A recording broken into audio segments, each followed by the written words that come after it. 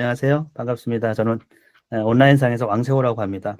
AI 시대인데 교육은 어떻게 바뀌어야 되고 우리가 아이들을 어떤 방식으로 이제 학습을 또는 그런 태도를 길러줄 것인가, 인간 선생이나 교사는 도대체 어떤 역할을 해야 될 것이고 그 안에서 이제 부모님들은 또 어떻게 해야 될까 이런 생각을 굉장히 많이 하고 아이들하고 이런저런 이제 테스트도 좀 하고 새로운 것들을 좀 도입하고 있거든요. 그래서 그런 얘기도 같이 나눌 수 있을 것 같아요.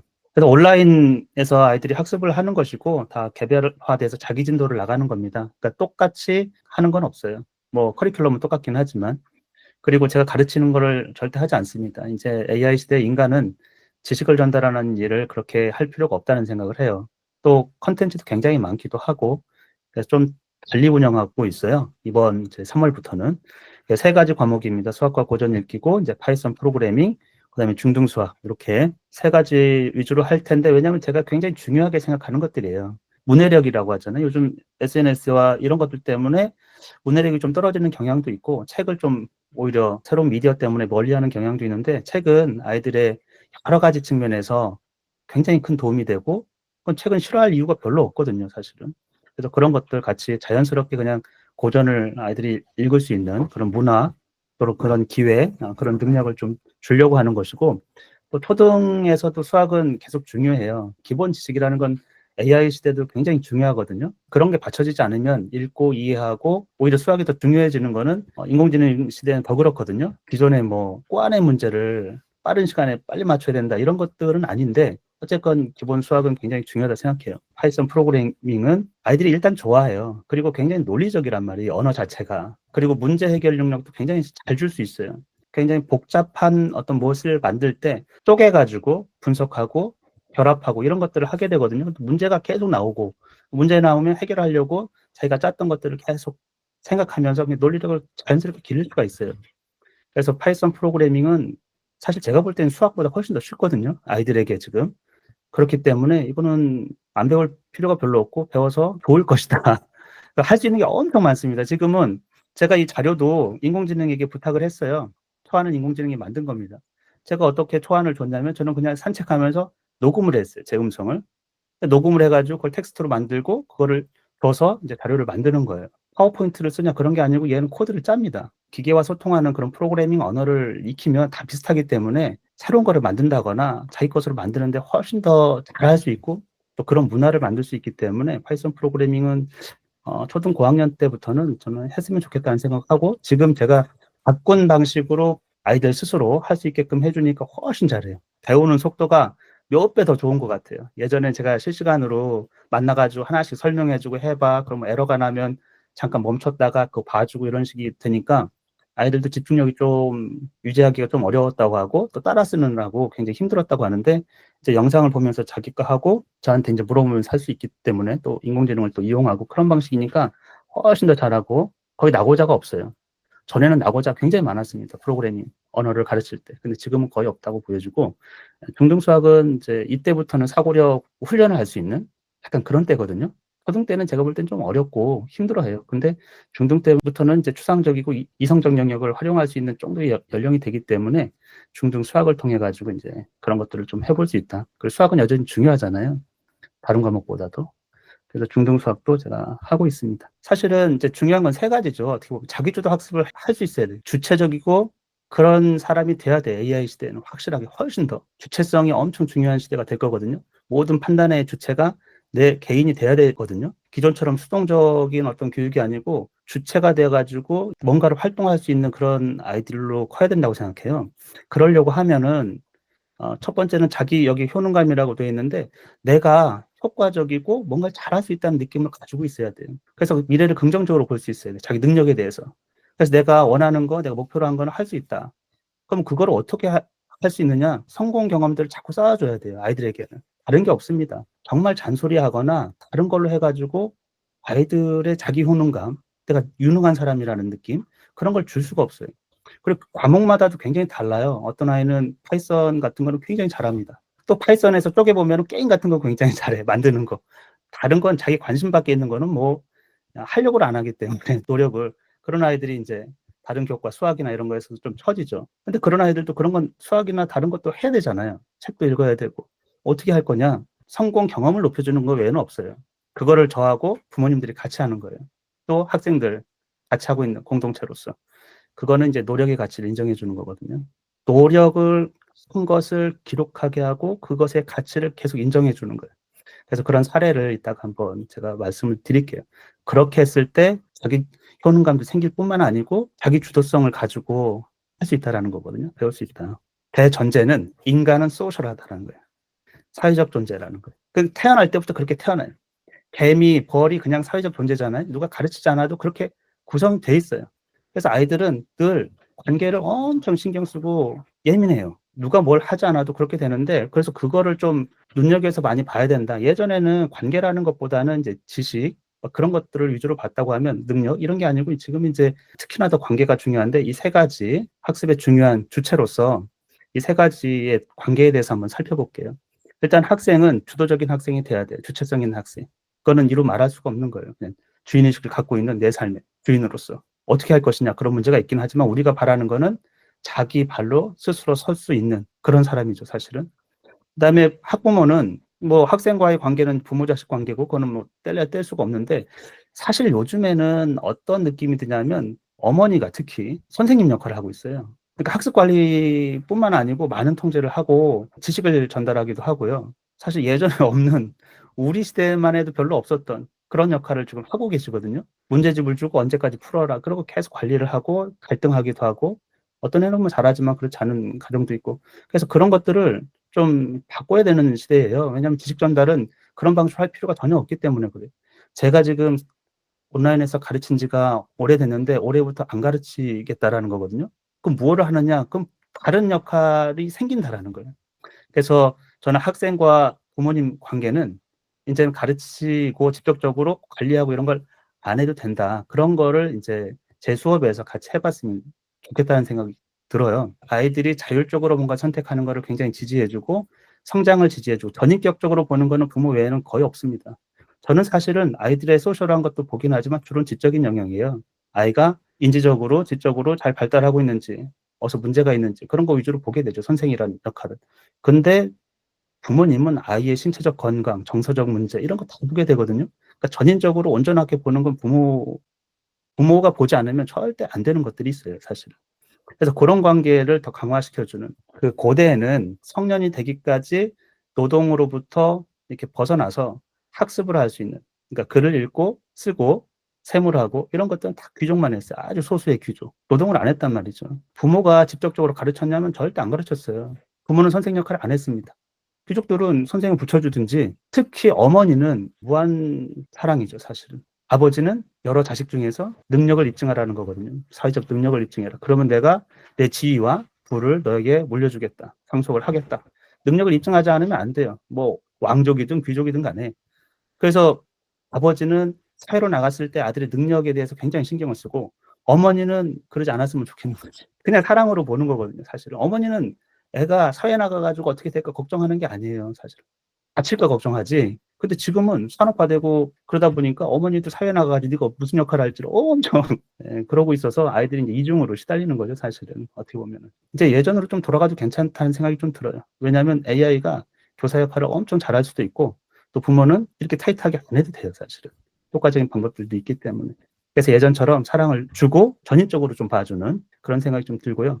저는 그러면 선생으로서 어떻게 할 거냐? 저는 절대 가르치지 않기 때문에 뭘 하느냐? 그러면 저는 아이들의 기록을 봐요. 과제, 그리고 코멘트, 아이들이 썼던 코멘트, 1대1 코멘트도 사실 교사에게 주는 거니까. Q&A 방이라고 해서 1대1 방이 있어요. 실시간으로 모이지만. 그럼 아이들이 문제가 있거나 궁금한 게 있으면 저한테 와요. 1대1로 오는 거예요. 그러면 제가 1대1로 아이들하고 이야기를 하고 문제를 해결하고 문제를 풀어주고 이야기를 들어주고, 이런 방식으로 바뀐 거죠.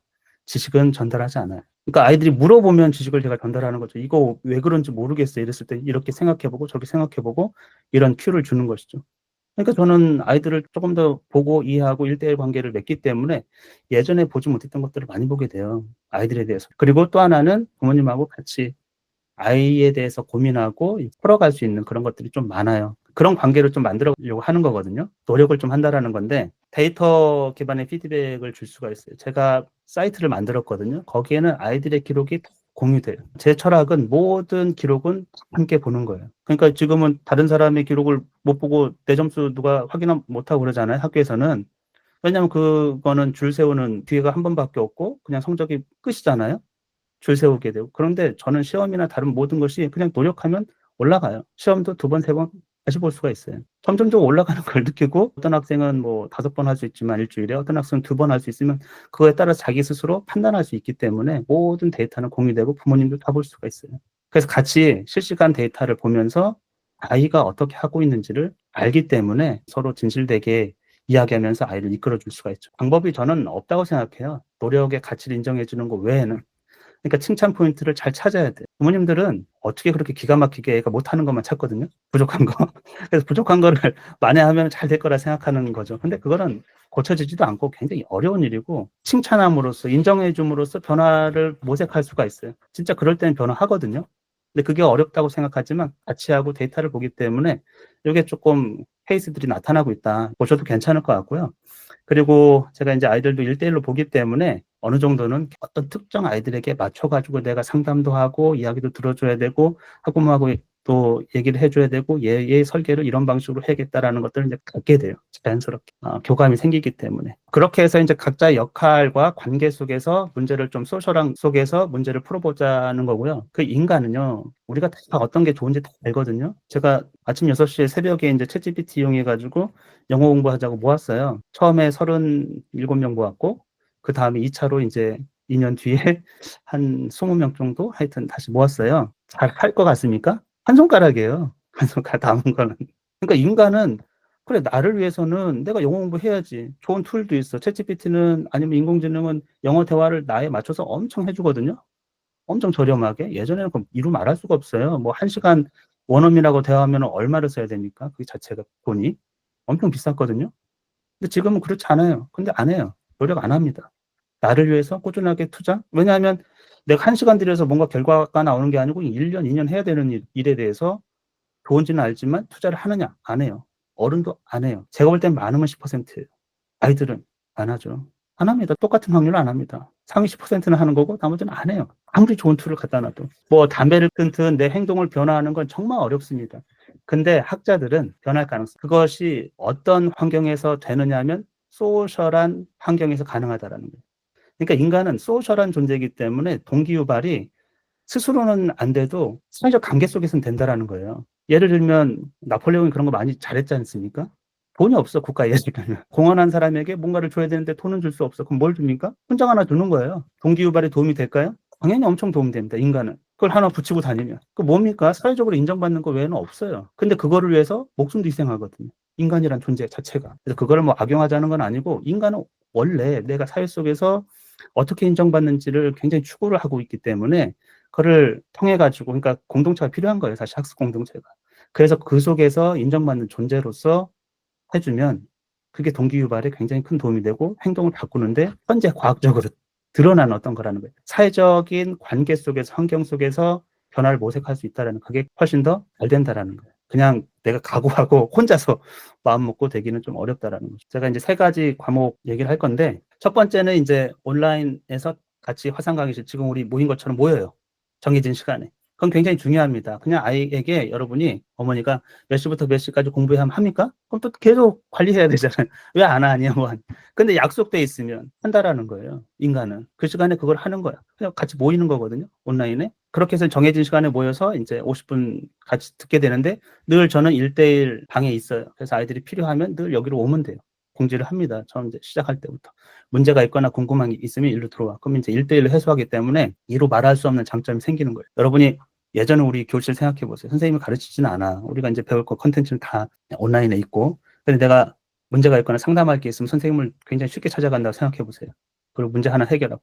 문제 해결하는데 굉장히 빠릅니다, 사실. 그리고 아이들도 굉장히 좋아하고, 소통하는 것에 있어서. 처음에는 좀 꺼려하던 아이들도 한두 번 이제 경험하면 이제 와서 질문하기 시작하고, 예를 들면 20명이 있는데 질문에 하면 안 해요. 제가 몇 년을 해봤는데 질문 아예 안 해요. 중학생이 되면 아예 안 해요. 정말입니다. 근데 1대1로 와가지고 들어와서 아무도 모르죠. 1대1로 들어오는지는 몰라요. 그렇게 하면은 질문해요. 자기 필요에 의해서. 그렇게 문제를 해결하고. 같이 모이긴 하지만 저는 1대1 방에도 같이 있어서 아이들이 질문방이 또 따로 있어서 질문할 때는 이쪽으로 오게 하죠. 구글 클래스룸을 씁니다. 일단은 구글 클래스룸에서 이제 자기가 원하는 과정을 듣게 되고 다 들으면 상급 과정으로 넘어가게 돼요. 그리고 모든 기록은 여기서 이제 확인하고 관리가 돼요. 그리고 속도는 아이들마다 다 다릅니다. 아이들마다. 아이들도 성향이 굉장히 달라요. 꼼꼼한 애가 있고 뭐 덤벙덤벙하면서도 경쟁적인 애가 있고 그렇지 않은 애가 있고 그런 거에 동기유발이 되는 애가 있고 또 안 되는 애가 있고 다 그렇거든요. 그런 특성을 이제 저도 부모님하고 뭐 소통하면서 파악하면 굉장히 좋고, 그리고 이제 학습은 세 단계 또는 여러 단계가 있긴 하지만 제가 구성하고 있는 거는 일단은 동영상 학습을 해요. 동영상으로 아이들의 기본적인 개념을 학습하게 됩니다. 자기가 레벨에 맞게끔 선택을 하는 거죠. 그리고 퀴즈를 풀게 돼요. 퀴즈는 어렵지는 않습니다. 개념과 관련된 것들은. 이 퀴즈는 성취를 느끼도록 만든 거예요. 그래서 아이들이 퀴즈를 의외로 좋아합니다. 왜? 풀면은 거의 풀 수 있기 때문에. 그걸 틀린 게 있을 수 있잖아요, 실수로. 두 번, 세 번 할 수 있어요. 그럼 100점 받을 수 있어요. 그걸 엄청 저는 강조를 하거든요. 노력의 가치를. 그래서 다른 게 아니고, 어떻게 세 번, 네 번을 했니? 그럼 계속 그 행위를 강화를 합니다, 아이들이. 그런 것들을 보는 거거든요. 노력의 가치에 대해서. 자기주도 학습에서 가장 중요한 게 뭐냐면, 실수나 실패에 대해서 긍정적일 수 있어요. 그게 내 학습에 도움이 된다는 인식을 해야 돼요. 근데 그게 거꾸로 왜 실수했냐고 자꾸 그러면은 아이들은 어떻게 됩니까? 배움의 문을 닫든지 뒤로 물러나요, 계속. 회피를 하거든요. 그게 굉장히 안 좋아요. 근데 저는 그런 게 아니고 두 번, 세 번. 처음에 70점 받았든 뭐 60점 받았든 아무 상관없어요. 괜찮아. 두 번, 세 번 해가지고 더 받았다면 그걸 칭찬해 주는 거예요. 그냥 기록은 다 남기 때문에 칭찬할 수 있는 여지는 굉장히 많습니다. 자기 위치를 확인하고 처음에 생각해 보세요. 다 안다고 생각했는데 70점 받았다. 그러면 도움이 돼요. 근데 거기서 끝나는 게 아니고 다시 해가지고 더 높은 점수를 받으려고 하면 그거는 무조건 칭찬해 줍니다. 그리고 퀴즈는 문제 제출하는 순간에 점수를 확인할 수가 있고 그 다음에 뭘 틀렸는지를 알 수가 있어요. 그래서 애가 다시 확인할 수가 있거든요. 다시 생각해보고. 평가도 이게 여기 퀴즈는 그냥 개별 개념에 대한 퀴즈라고 생각하시고 여기를 조금 모아가지고 월별 평가나 단원 평가나 아니면 모의고사 같은 형태의 초등에서는 월별 평가를 해요. 이번에 도입해가지고 예전에 제가 만든 수업 때 썼던 수업 동영상이에요. 온라인 수업 동영상. 실제로 제가 가르쳤던 동영상들이에요. 잘 생각해 보시면 제가 온라인에 화상으로 만들어서 가르치는 건 아이들 입장에서는 동영상 보는 거랑 똑같은 거예요, 사실은. 질문을 안 하면. 근데 질문을 안 해요. 질문을 거의 안 해요. 학년이 올라갈수록. 그래서 제가 이제 바꾼 것도 아이들하고 1대1로 좀 만나서 얘기를 좀 해주고 이런 거죠. 예전에는 듣는지 안 듣는지 그냥 애들은 그냥 앉아있는 게 의무고 저는 그냥 가르치는 게 의무였는데 지금은 안 듣는 것 같으면 제가 1대1 방으로 부르거든요. 잠깐 와보라고. 그렇게 할 수 있다라는 거예요. 이게 완전 다른 거거든요. 근데 가르치면 못하죠. 가르치고 있는데도 잠깐 와봐 이거 못하잖아요. 근데 지금 할 수 있어요. 그렇게 해요. 그래서 어떤 아이가 웃고 있어요. 이게 동영상 보면서 이렇게 뭐 보고 있습니까? 그럼 당연히 그럼 불러요. 집중 안 하는 것 같다. 그럼 죄송합니다. 이렇게 하거든요. 다시 실망시키지 말자. 그러면 이제 가서 하죠. 처음에는 부모님한테는 얘기는 안 하죠. 처음에는. 근데 그게 고치지 않거나 저하고 약속이 또 안 지켜지면 이제 부모님의 같이 해가지고 부모님도 얘기하면 또 저보다 얘기를 더 많이 하세요. 이러이러하다고. 그러면 그걸 가지고 이제 어떻게 문제를 풀지를 이제 같이 짜기 시작하죠. 수학 같은 경우에는 개별 개념을 알아도 수학이나 파이썬도 모아져가지고 이 개념과 이 개념 연결하는 거는 다른 상황에서 가능하거든요. 특히 수학은 이제 조금 사고력 요하는 문제를 풀어야 돼요. 그래야 개념의 연결. 과학이든 수학이든 사실 어떻게 보면 개별 개념들을 논리적으로 순서를 완벽하게 만들어가는 거예요. 사실은. 간단한 거에서 이 복잡한 것까지 수없이 많은 개념들이 연쇄가 있어요. 그렇죠? 체인처럼. 그걸 어떻게 구성하느냐거든요. 근데 그런 훈련을 해야 되기 때문에 그런 훈련을 위해서 약간 종합평가 같은 걸 한다. 이것도 마찬가지로 제가 나름대로의 시험이나 이런 것에 아이 성장을 위해서 있는 것이지 줄 세우는 건 절대 아니거든요. 그래서 그런 기반에서 이제 만들어 놨다 이렇게 생각하시면 될 것 같아요. 그러면 이제 구체적으로 제가 세 과목에 대해서 빨리 말씀을 드릴게요. 이제 수학과 고전 읽기인데 수업 구성은 이제 20분은 독서를 하고 물론 시간은 아이들이 제가 여기다 했는데 민주적으로 결정합니다. 투표로. 매번 투표로 결정해요. 물론 어느 정도의 가이드는 제가 갖고 있어요. 우리가 2분에서 시작해가지고 지금 40분까지 했거든요. 그러니까 그것도 아이들이 선택하면. 아무튼 아이들의 선택이라는 게 엄청 중요하다라는 거예요. 교육에서 진짜 중요한 게 무엇이냐? 선택권이라는 거예요. 선택. 왜냐하면 인간은 자기가 선택한 것에 대해서는 그래도 책임 있는 태도를 보입니다. 열정도 좀 있고 관심도 있고. 근데 내가 선택하지 않은 거. 부모님이나 선생님이 야, 1시간 읽어. 이거 하고 내가 20분만 읽으려고 하는데 그래 그럼 20분 읽어. 이거는 완전 다르다는 겁니다. 책도 마찬가지예요. 책도 자기가 선택해 온 거고 이거 읽어서 이거는 완전 다른 얘기예요.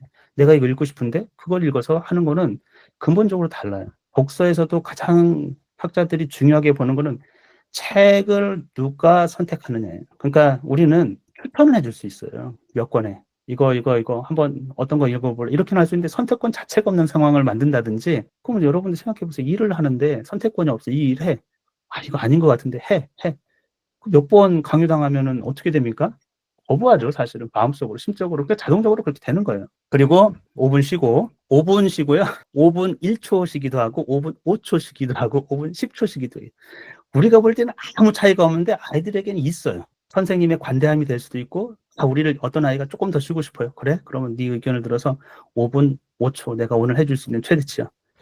영향이 있다라는 거예요, 그게. 그리고 이제 수학을 20분 하게 되죠. 같은 시간에 이제 동일하게 읽기 시작하고, 그다음에 시간을 읽는 시간을 아이들이 결정하고, 그다음에 독서 기록을 끝나면 반드시 기록하도록 돼 있어요. 자기 기록.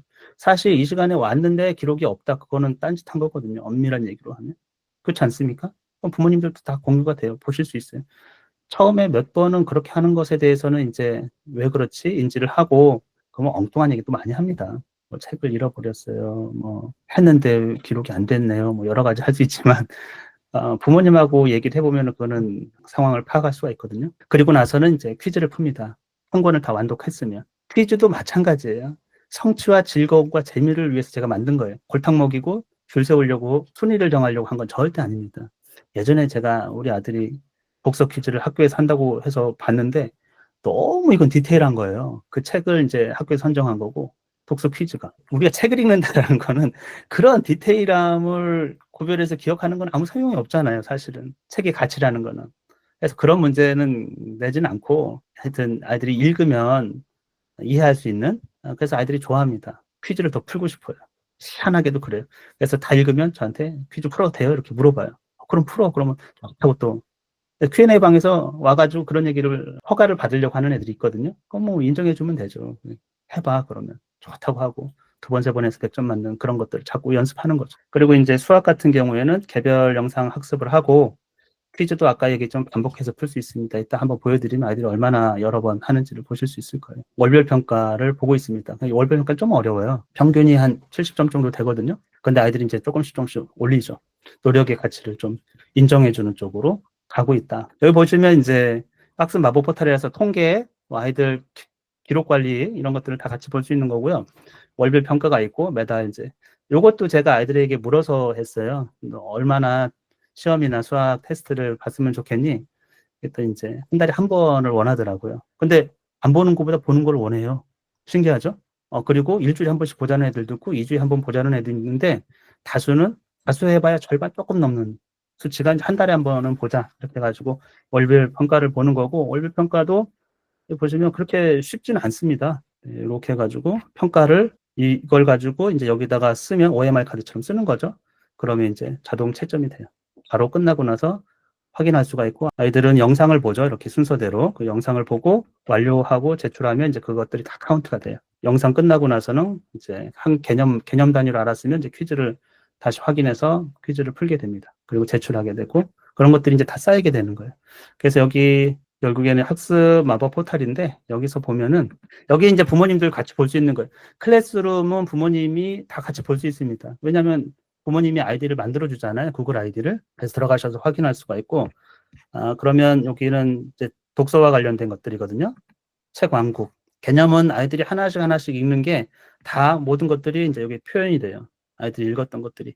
많이 읽은 건 좀 크고 여기 보면 이상한 나라 앨리스 아이들이 읽은 것들이 보이죠. 그래서 여기는 이 책을 읽고 있는 아이들이 이제 시민이라고 해가지고 크기를 조정하고 여기 퀴즈를 볼 수가 있어요. 그래서 자기 이름을 입력하면 몇 권을 읽었는지 그리고 자기가 읽었던 책들이 어떤 건지를 확인할 수가 있죠. 내가 이거 퀴즈를 풀어야겠다 그러면 이제 퀴즈를 풀러 가면 돼요. 한 100권 정도가 이제 아이들이 읽었던 책들이 퀴즈가 준비가 돼 있어요. 그리고 독서자 랭킹은 순서를 막 정하자라는 건 아니에요. 그냥 자기가 하면 올라가기 때문에 이것도 부모님들께서 보시고 완독한 거하고 읽고 있는 책 이런 것들을 좀 보실 수가 있죠. 왜냐하면 이거는 똑같은 환경이 아니에요. 어떤 아이들은 책을 홈스쿨하거나 그러면 책을 읽을 여지가 상당히 크고 문화적으로 어떤 아이들은 그렇지 못해요. 그러니까 부모님이 아시잖아요. 그리고 책을 읽는 속도도 이제 기록을 하기 때문에 어느 정도 파악이 돼요. 하루에 얘가 이 시간 동안은 어떻게 읽는구나. 그렇게 해가지고 목표를 세우기도 좀 편하죠. 아이도 인식을 해요. 내가 이런 정도의 책을 읽을 수 있다라는 거. 그래서 아이들이 지금 읽은 책들이 보시면 3월에 시작했으니까 3, 4, 5월 3개월이 안 됐는데 이렇게 이제 경쟁적인 아이들이 있어요. 근데 얘들이 책을 이제 읽고 이해를 했느냐 못했느냐 퀴즈를 보면 알거든요. 대체로 잘 맞추고 있기 때문에 엉뚱하게 읽은 건 아니에요. 그런 걸 확인할 수가 있죠. 그리고 여기 있는 퀴즈만 따로 애들이 선택해가지고 내가 읽은 것에 대해서 이렇게 볼 수가 있고 퀴즈로. 그다음에 여기는 독서 퀴즈 대시보드인데 아이들이 랭킹도 있고 도서별 랭킹도 있거든요. 퀴즈를 본다고 했었잖아요. 완독을 하면. 그래서 어떤 책에 대해서 80일간의 세계 일주다. 그럼 80일간의 세계 일주를 4명이 읽었는데 전부 다 100점이에요. 그 어떻게 100점 받았을까요? 제가 원하는 교육은 아이들이 노력해서 100점 받는 거거든요. 근데 현실 세계의 100점은 기회가 딱 한 번이기 때문에 아주 소수에게만 주어져요. 근데 교육이라는 거는 노력하면 100점 받으면 안 되는가? 잘 생각해 보세요. 3번 해가지고 100점 받았어. 그럼 그걸 칭찬해야 됩니까? 아니면 머리가 나쁘다고 해야 됩니까? 처음에 100점 받아야지. 근데 저는 후자라고 생각하거든요. 왜냐하면 잘하는 아이들이기 때문에 지금 성장하고 잘하는 아이들에게 우리가 어떤 경험을 해주느냐거든요. 그래서 여기 보시면 예를 들면 다른 학생을 그냥 볼게요. 이 학생도 좀 자기가 읽고 100점 받았네? 근데 어떻습니까? 7번 했거든요. 7번 퀴즈를 보는 거는 어른은 안 합니다, 절대로. 그렇지 않습니까? 그러면 어떻게 우리가 이걸 보면은 엄청 칭찬해 주는 거죠. 그럼 이 아이는 노력하는 아이가 될까요? 아니면은 어떤 아이가 될까요? 당연히 노력하는 아이가 됩니다. 이 아이는 이런 행동을 지금 보여주고 있는 거예요. 3개월도 안 돼서. 그런 아이들이 이제 많은 거거든요. 누구를 봐도 한 번에 100점 맞는 아이는 없습니다. 책을 읽고 뭔가를 퀴즈를 봐서 기억도 해야 되잖아요. 한 권인데 200페이지, 300페이지짜리거든요. 근데 그거를 물론 이제 엄청 어렵지는 않지만 그 쉽지는 않아요. 근데 제가 애 불러가지고 약속할 수 있겠죠. 어려우니 그러면 85점 한번 틀린 거 확인해가지고 한번 재도전 해보지. 뭐 다시 보든지 시간이 좀 필요한 거예요. 사실 수학하고는 좀 다르게 노력이 좀 더 필요하고 이렇게 시스템을 만든 결과로 보면은 거의 100점에 수렴해요. 처음점 수렴해요. 애들이 노력을 한다라는 거예요. 왜? 집단적으로 다른 애들이 어떻게 하는지를 보잖아요. 그게 동기가 돼요. 다른 애들이 어떻게 하는지를. 예를 들면 AI에 대한 부작용 같은 거 많이 할 때 치팅, 그러니까 베껴 쓰는 거라든지 이런 것들이잖아요. 그게 문화야. 다른 애들 다 해. 그러면 인간은 어떻습니까? 합니다. 안 하면 이상하기 때문에. 학습 공동체에서 그런 방향으로 그렇다고 노력 안 한다고 해가지고 뭐라고 하는 사람 하나도 없긴 하지만 포괄적으로 그렇게 되는 거죠. 그리고 그게 뭐 크게 어렵지는 않습니다. 물론 쉽지도 않지만 근데 노력의 가치를 계속 인정해 주는 거예요. 선생님 저 수학 너무 싫어요. 시험이라고 하면 좀 두려워해요. 안 보겠다고 하고 처음에 그랬어요. 근데 엄청 많이 변했습니다. 수학 재밌다고 그래요. 클래스룸에서 했던 것들이 다 진도가 나가요. 한 달별로 연속해가지고 이전보다 하나라도 과제 제출이나 완료한 게 있으면 이게 카운트가 돼요. 발전 카운트라고 해가지고 과목별로 있고 그다음에 일별 성취도 전체가 그래프로 이렇게 그려져요. 그래서 여기 160개나 한 거예요. 160개 영상을 본 겁니다. 아니면 퀴즈를 풀고 퀴즈와 영상 엄청 많은 거죠, 사실은. 근데 이 학생을 보세요. 이 학생 늦게 시작해서 5월 달에 시작해서 이렇게 올라왔어요. 애들이 깜짝 놀라요. 이 그래프를 보고 엄청나게 하루 몇 시간씩 퀴즈 풀고 막 이러더라고요. 성취가 얘는 계속 칭찬을 받는 거죠. 이 그래프를 보면서 예를 들면 어떤 친구가 이용주가 누구예요? 제가 안 해도 그렇게 얘기합니다. 왜냐면 같이 공유하니까. 그러면 긍정적인 효과가 나는 거거든요. 그리고 밑에 있다고 해도 제가 뭐라고는 안 해요. 얘는 일주일에 한 번밖에 들어올 수가 없는데 열심히 하고 있다 이렇게 할 수 있기 때문에 언제든지 우리는 부정적인 피드백을 그렇게 줄 필요가 없고 부정적인 피드백을 주는 거는 수업에 참여했는데 아무것도 없어. 그러면 개별적으로 그때는 이제 개별적이죠. 부모님하고 상담해가지고 뭐가 이제 문제가 있을 수 있기 때문에 그건 아이도 인식할 거예요. 그것도 처음이 아니고 여러 번 이제 누적돼 있습니다. 그런 것들이 이제 기록이 다 되기 때문에 남는다라는 거예요. 이거 부모님들 다 볼 수 있기 때문에 퀴즈도 수학 퀴즈 결과도 보시면 상당히 높지 않습니까? 모든 아이들이 보면은 점수가 상당히 높죠. 뭐 여기 보면 4번 그 부모님들도 보시면 이걸 좀 어려워하는구나 알 수가 있어요. 여러 번 시도했던 거는 3번. 그러니까 이 학생은 100점을 받으려고 여러 번 노력을 합니다. 그러면서 수학에 대한 자기 효능감이 엄청 좋아졌어요. 진짜 수학 싫고 시험은 제가 안 보려고 했다는데 계속 좋아지는 자기가 여러 번 하면서 좋아지고 저한테 칭찬도 받고 부모님도 보시니까 자존감이 훨씬 더 높아지고 수학을 더 하려고 해요. 태도가 좀 바뀌는 거죠. 이런 것들이 이제 데이터의 힘이라고 생각하거든요. 아무 근거도 없이 하는 거하고 이렇게 했네 이런 것들은 다르기 때문에 그래서 이런 것도 볼 수 있고 월별 평가는 어렵다고 했잖아요. 범위도 좀 넓고 자기만 보는 건데 여기 첫 번째 시도가 보이죠. 5월 평가가 50점이에요. 근데 6번 시도해서 100점 받았어요. 마지막 제출은 5월 16일이고 그러니까 3번 이상 시도를 했거나 100점을 받았으면 해설지를 줘요. 그래서 해설지는 재미있게 수학 개념을 이해할 수 있도록 제가 만든 거거든요. 인공지능 도움 받았지만 여러분이 보시면 재밌습니다. 만이 5개, 천이 4개, 백이 1개, 일이 9개. 인수는 이러면 좀 어렵잖아요. 근데 어떻게 하냐면 돈하고 같으니까 10,000원짜리 5장 있으면 얼마지? 5만이요. 그러면 1,000원짜리 4장 있으면 4천이요. 연결하면 얼마지? 이런 식으로 이제 다 아이들이 읽어보고 재밌다고 해요. 아, 이렇게 풀면 되는군요. 이렇게 이제. 아이들이 대화를 좋아하거든요. 그냥 써 있는 것보다는. 그래서 수학적인 어떤 사고나 개념을 쉽게 이해할 수 있도록 이제 이런 것들이 제출되는데 노력을 해야 받을 수 있어요. 틀려도 괜찮은데 3번 이상 노력을 해야. 그렇게 해야 이게 열립니다. 안 그러면 열리질 않아요. 링크 자체가. 아이들이 그러면 실제 실력은 처음 봤을 때 실력이거든요. 그걸 자기가 극복해가지고 100점 받은 거지. 요거는 밖에 노출되는 거고 100점은 자기만 볼 때는 요게 돼요. 그래서 성취라는 거는 요거를 점점 월이 갈수록 올라가는 걸 보면 성취를 엄청 느껴요. 내가 성적이 올라가는구나 알기 때문에. 올릴 수 없는 환경이라고 하면 노력을 안 하거든요. 근데 올릴 수 있는 환경이라면 노력을 합니다. 그걸 보려고 그래요. 그런 것들을 이제 만들어 놓은 거죠. 보면 점수가 높은 편이거든요. 이 아이들도 풀겠다고 해요. 소셜하다라는 게 어떤 건지를. 그리고 상담을 통해 가지고 할 수 있고 한번 해봐.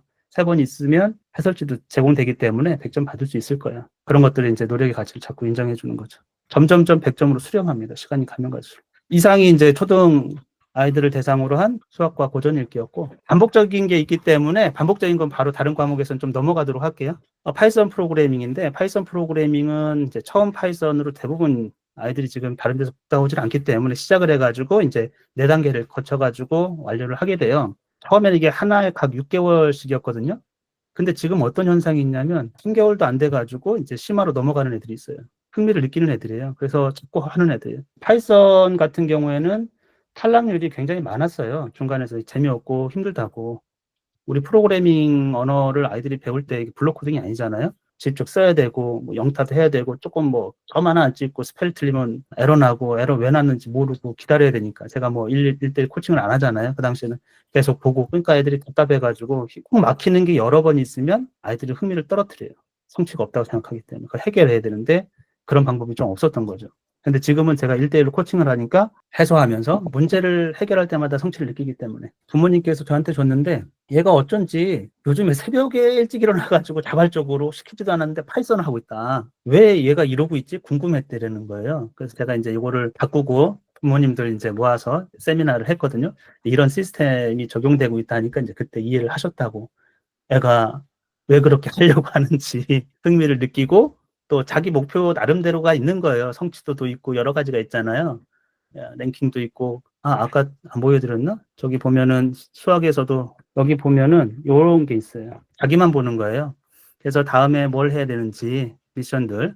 다음에는 2번 월별 평가 참여하고 3번 이상 시도하면 또 뭐 하나 제공되고 이러면서 요게 이제 칭찬 나누고 잘하는 거거든요. 애들은 요거 가꾼다고 열심히 합니다. 동기유발이 확실히 돼가지고. 네, 이거를 아까 안 보여드려서 좀 보여드렸고요. 처음 파이썬으로 시작해서 처음 파이썬은 터치를 모듈 써가지고 그림을 그리는 거예요. 아이들이 그림을. 뭐 집도 그리고 뭐 국기도 그리고 여러 가지 재밌는 것들 그리기 위해서 파이썬 어떤 로직이나 문법 체계를 알아야 되거든요. 그런 것들을 이제 이해를 하는 거죠. 뭐 예를 들면 함수나 반복문이라든지 이런 것들에 대해서 보여주기 때문에 이건 굉장히 효과가 있어요. 안 보여주면 아이들이 흥미를 엄청 떨어뜨려요. 처음 배울 때 프로그래밍 언어를. 근데 얘는 이제 그려가면서 터틀이 그려가면서 하고 있기 때문에 굉장히 좋아하고 잘하고 있고요.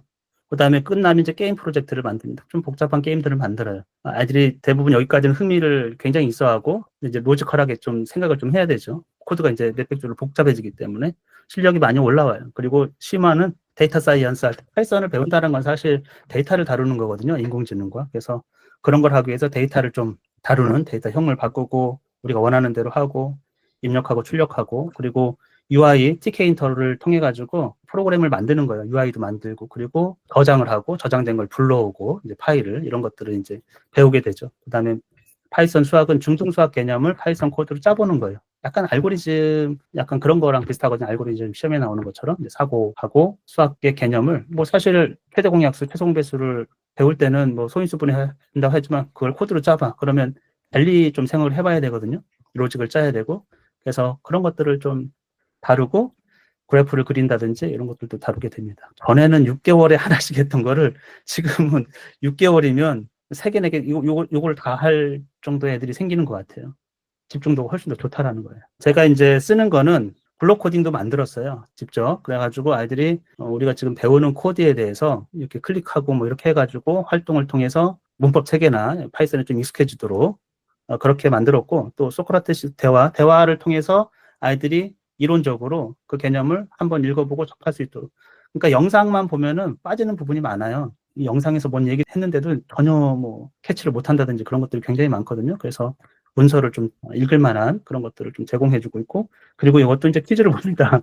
퀴즈는 의외로 좋아해요, 아이들이. 왜냐하면 조금만 하면 요것만 읽으면 다 맞을 수 있기 때문에.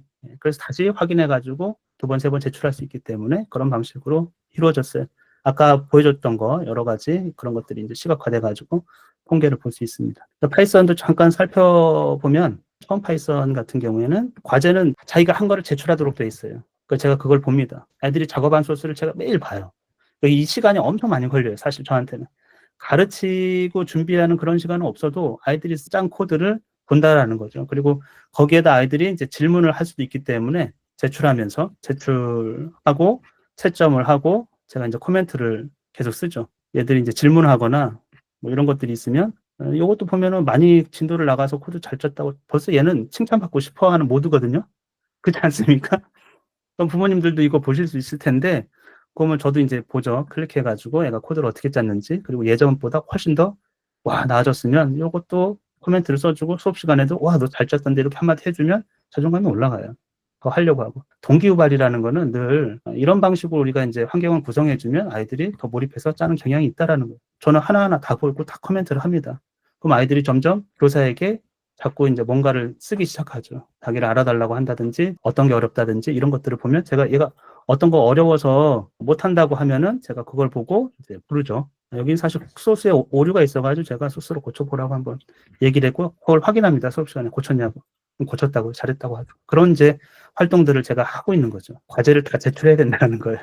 그 부모님들도 여기 늘 보실 수 있기 때문에 안 한 거를 뭐라 하지 말고 칭찬하라고. 파이썬 퀴즈도 있고 여기서 보면은 이렇게 재미나게 읽으면서 대화식으로 읽으면서 이것만 읽으면 퀴즈를 가서 맞출 수 있고, 퀴즈도 지금 애들이 내고 있거든요. 여러 번 노력하면서 확인을 하고 고쳐나가면 되는 거고, 저도 이걸 보니까 잘 풀었니? 이해가 안 됐니? 이렇게 덕점을 자꾸 찾는 거예요. 제가 퀴즈를 아이들 성취를 위해서 내는 거는 저의 상담 필요도 있어요. 아이가 얼마나 이해했는지를 알려고 하기 때문에. 알아야 얘기를 하기 때문에. 그리고 발전했는지를 그런 걸 통해서 알 수가 있다는 거예요. 그럼 얘가 몇 번을 시도했는지를 제가 볼 수 있기 때문에. 그럼 칭찬해 줄 수 있잖아요. 진짜 어려워서 못 가는 거면 이 문제 한번 들여다볼 수 있다는 거예요. 진도 현황표 같은 것들이 있습니다. 파이썬에 대해서. 매일매일 과제 제출이 어느 정도 됐는지, 성취가 개별적으로 어떻게 됐는지, 여기도 뭐 튀는 애들도 좀 있죠. 계속 상승하는 애들. 이런 것들을 이제 다 볼 수가 있죠. 아까 퀴즈 결과에 대해서도 이제 수학과 고전처럼 또 보여줄 거예요. 자기 이메일 넣고 이렇게 들어가면 자기 성취와 어떤 거를 미션으로 어떤 걸 하면 좋은지 이런 것들을 개별적으로 이제 안내를 해줄 생각입니다. 중등수학은 두 가지 과정입니다. 기본 개념. 여기는 중등 3년 동안 중요한 개념들이 있잖아요. 개념 자체가. 예를 들면 뭐 확률 통계에서는 순열이나 조합이나 이런 개념은 엄청 중요하거든요. 그러니까 그런 거 나머지는 이제 그걸 응용한 거니까 뭐 이등변삼각형 성질이나 이런 것들이 중요하고, 방정식의 어떤 속성, 함수가 무엇인지 그런 것들 있잖아요. 함수 그래프가 무엇인지 기본이 되는 중요한 개념들을 한 2, 3분짜리 동영상을 제가 만들었어요. 아이들 이해할 수 있게끔. 그래서 그걸 보고 아이들이 이제 노트 필기를 반드시 하게 합니다. 이때는 개념을 처음 접하는 애들이기 때문에. 자기 노트 필기를 갖고 있는 거는 달라요. 왜냐하면 어떤 아이들은 학습하면서 개념 노트가 전혀 없어. 근데 개념 노트는 내가 만들어 놓잖아요. 그럼 그건 기억에 엄청 도움이 돼요. 왜냐하면 그 모든 상황이 기억되기 때문에. 다른 사람이 쓴 건 눈에 안 들어오잖아요. 근데 내가 쓴 건 눈에 들어와요. 거기다 뭘 체크를 했든 이런 말을 썼든 이런 것들은 그 노트 자체가 기억을 상기시키는데 나중에 찾아가서 볼 수 있고, 그걸 다 공유합니다. 모든 학생이 다 다른 학생의 노트도 보고. 그거는 어떻게 보면 문화죠. 그리고 또 하나가 클릭 매스라고 제가 또 만든 거예요. 요즘 애들이 이제 막 이게 쓰는 거 싫어하는 애들도 있고, 개념을 영상으로 보면 좀 맹하니까, 그래서 클릭하면서 어떤 패턴을 보고 수학의 개념을 이해할 수 있도록.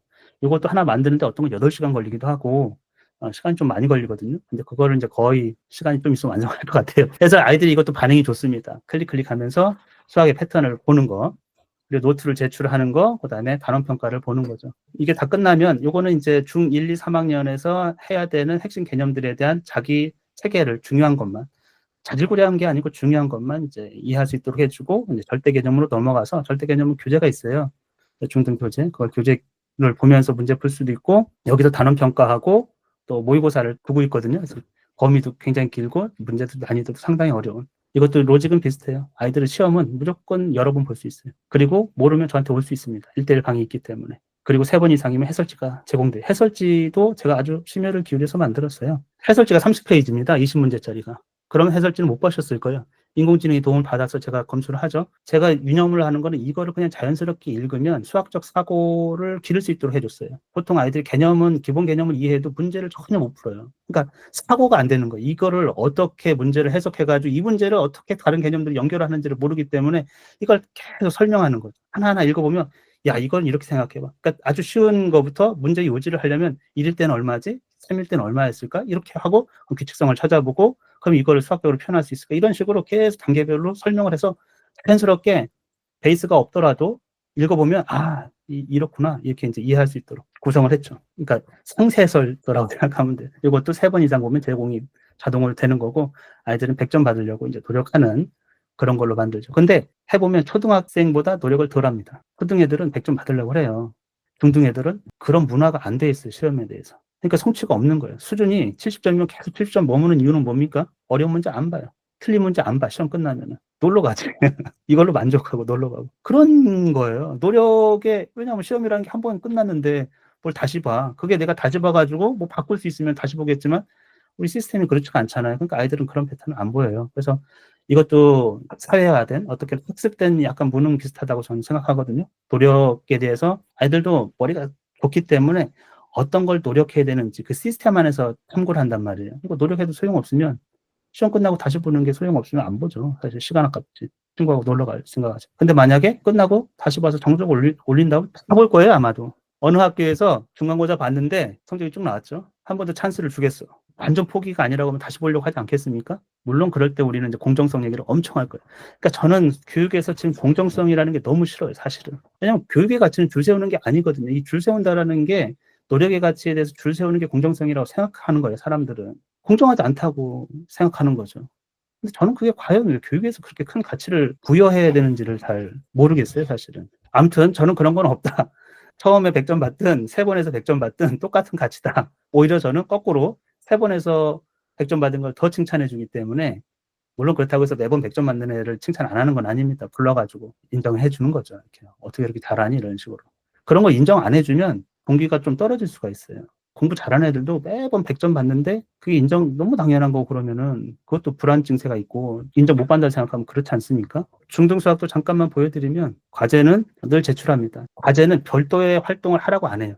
이 시간 동안 50분 동안 했던 거를 제출하라는 거예요. 파이썬도 네가 수업에 참여했는데 뭔가 썼지 안 쓸 수는 없지 않습니까? 코드를. 그럼 그걸 제출하라는 거예요. 부담은 없어요. 그냥 집중하면 돼. 수학도 마찬가지. 네가 영상을 보고 필기를 하거나 문제를 푸는 거를 흔적을 제출하라는 거예요. 그럼 제가 알잖아요. 얘가 어떻게 하고 있는지를. 그럼 코멘트를 쓸 수 있고 그러면 제출하면서 선생님한테 비밀 댓글 같은 걸 달 수가 있거든요. 평가가 있고 단원 평가. 평가도 어렵습니다. 사실. 쉽지는 않아요. 단원 평가도. 그렇게 평가가 있고 애들은 이제 이거를 통해 가지고 얘도 응답이 35명이 됐는데 여기 요약을 보면 평균 점수가 이 정도. 어떤 애가 수학을 잘하고 싶다는 거예요. 수학을 잘하고 싶지. 여기도 이제 평가 보는 거는 통계치는 다 비슷비슷하니까 생략을 할게요. 사례만 좀 얘기하고 마무리를 하겠습니다. 중학생인데 한 학생은 중간고사를 망쳤대요. 중학생이. 수학이 너무 싫은데. 그래서 성적이 어느 정도 나왔니? 그러니까 말을 안 해요. 전 그래서 한 50점 나왔어요. 근데 50점 안 나왔대요. 그럼 40점 나왔어? 안 나왔대요. 30점 나왔어? 안 나왔대요. 10점대래, 10점대. 근데 그 아이는 좀 성실한 아이거든요. 제가 보면은 개념 노트 필기하고 쓰고 제출을 해요. 근데 10점이 나왔어요. 10점대가. 수학에 대한 그 공포가 엄청 크고 시험에 대한 공포도 엄청 커요. 그게 이제 누적되는 거거든요. 그러니까 제 실력을 못 받아요. 사실 그런 상태에 있으면. 실수하고 막 틀리고 이런 것들이 자꾸 생긴다고. 그러니까 너무 싫은 거지. 그래서 제가 이제 그 학생은 너는 그런 개념은 확인해. 이건 이해했는데 개념과 개념이 연결 전혀 못 시킵니다. 이게. 훈련이 전혀 안 돼. 왜냐하면 시험을 봐야 그게 어려운 문제도 보고 시험을 보고 사고를 해야 되는데 그런 훈련은 회피하는 거거든요. 어렵다 생각하니까 자꾸 회피해요. 너는 그게 아니고 문제를 부딪혀 봐. 틀려도 괜찮아. 다시 한번 시도해봐. 그래서 걔 단원 평가를 받는데 80점 받았어요. 처음에 딱. 자기도 놀래. 내가 시험에 쉬운 시험이 아니거든요. 근데 80점 받았어요. 어떻게 해서 그렇게 받았니? 그랬더니 80점 처음에 80점 받고 그다음 다시 해가지고 두 번째 해가지고 95점을 받았어요. 어떻게 두 번 했고 어떻게 그 점수를 받았니까 한 문제는 엄마가 알려줬대요. 그러니까 그 얘기를 들으면 엄마하고 조금 상의했다라는 생각이 들긴 하지만 그래도 자기 스스로 했던 것들이 굉장히 뿌듯할 거고 본인은 느낄 거예요. 이제 그런 것들을 이제 경험하면 좋아지겠죠. 아직 갈 길은 멀지만 제가 생각할 때는 굉장히 뭔가를 안 좋은 것들을 아이들이 많이 갖고 있어요. 의외로.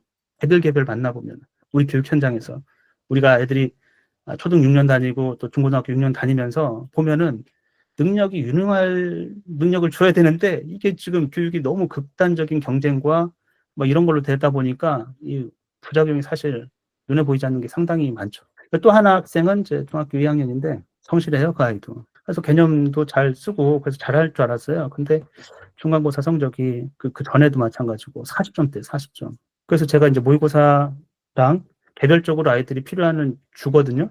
풀어보라고. 너한테 필요한 건 문제, 걔도 마찬가지예요. 개념 연결을 못 시켜요. 근데 문제를 두려워하기 때문에, 시험이나 문제를 두려워하기 때문에 안 해요. 회피를 자꾸 하려고 하거든요. 어려운 문제는 특히 들여다 보려고 안 하고.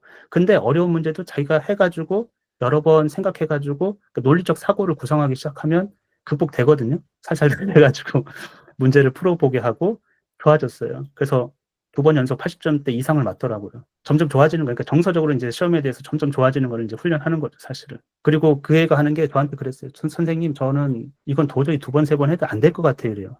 걔가 최대 졸린 게 60점이에요. 그래서 제가 아니야, 너 하는 거 보면 다시 생각하면 올라갈 수 있어요. 수학이라는 게 지금 당장 생각 안 나도 시간을 두고 내일 다시 보면 문제 풀리는 것도 있기 때문에 다시 한번 봐. 그랬더니 8점 받았더라고요. 다음 날. 너 점수 못 올린다면 도저히 아무 생각도 없다면 이 이상 내가 못 올린다고 생각했는데 어떻게 올렸냐니까 의외로 제가 실수한 게 있고 그리고 어떤 거는 또 생각이 떠오르고 그렇게 해가지고 이제 20점을 올린 거죠. 저는 다른 건 없어요. 성공 경험을 쌓아주는 거 외에는 아이가 스스로 할 수 있게 학습에 대한 태도를 열게 하는 건 없다라는 그게 부모님하고 저하고 또 기록이 그런 거를 여실하게 증거를 해줘서 협업을 하면 된다 이런 생각을 하고 있는 거죠. 못하면 좀 눈 감고 조금이라도 2번, 3번 한 게 있고 조금 발전한 거 있으면 눈을 뜨가지고 이제 격려해주고 얘기를 해주고 그런 건 할 수 있지 않습니까? 그런 것들을 이제 부모님하고 조금 관계를 더 하면서 강화를 좀 시키려고 그래요.